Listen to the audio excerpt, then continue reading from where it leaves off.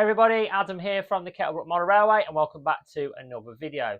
If you're new around here, please go ahead and click that subscribe button for more videos in future. And if you like today's video, please go ahead and give this a like.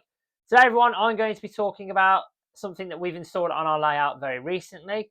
This is called block signaling. Shout out to Steve, the guy who has supplied this module to us.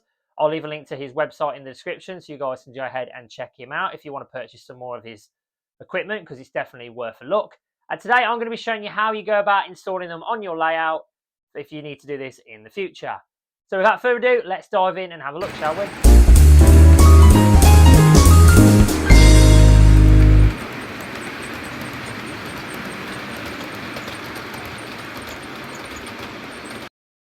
Right, so I'm going to show you how you go about doing this process because it is fairly simple. So let's get into it, shall we? So, as you're aware, if you watched any of my previous videos, I did a layout update video recently and I was explaining that we were in the process of sorting out these lights. So, currently installing an infrared block signal module to the layout. Basically, the essential object is to make the train cross over the module and the lights automatically change from red to green.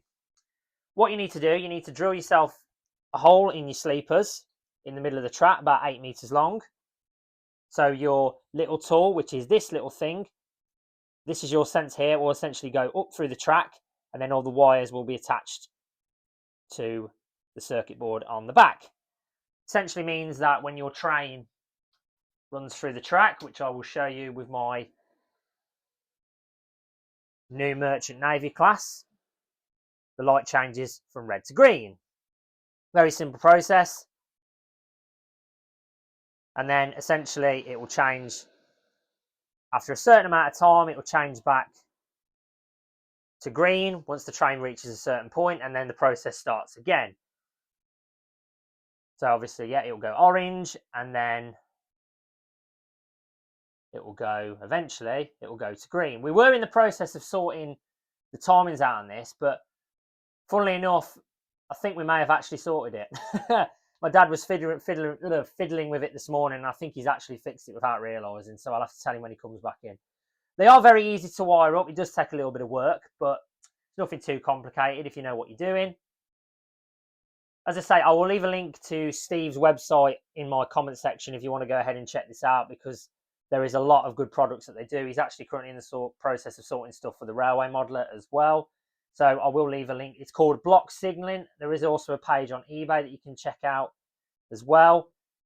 So go ahead and check it out, guys. It's definitely worth a look. And hopefully, as I say, in the future, you can get yours looking as good as this. Right, so as you can see, there's a little black spot under the mouth of the tunnel. So that's where our sensor is currently located, just past the signal.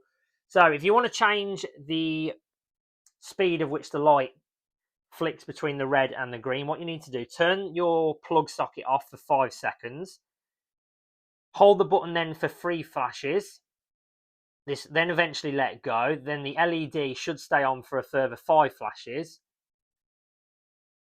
Once this starts flashing, then press the button for 30 seconds, or hold it down for 30 seconds I should say. Once you let go, the LED should then start flashing a further 10 times, then that should fix it.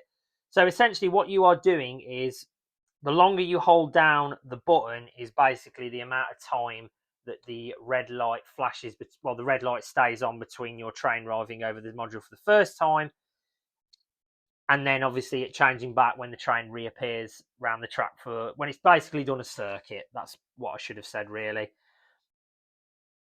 It is a very simple process once you know what you're doing. I would say if you are not experienced in sort of working the, well, you know, sort of working with electrics and stuff like that, I would recommend you get someone a bit more experienced to do that. Hence the reason I've got my dad to sit it, because I'm not 100% fixed on the situation. But I can see if you know what you're doing, it is a very simple process to get sorted. So by all means, as I say, if you want to go ahead and purchase one of these, please go ahead and check out Steve's website. I will say I will always leave a link in the description, so please go ahead and check him out because it's definitely worth a look. And yeah, that's what I wanted to show you guys today. So I hope you've enjoyed this little look at the website. At the light block signaling. And please go ahead and look out for more videos in the future on my channel. Thank you, everyone. Have a nice day, and I'll see you in the future.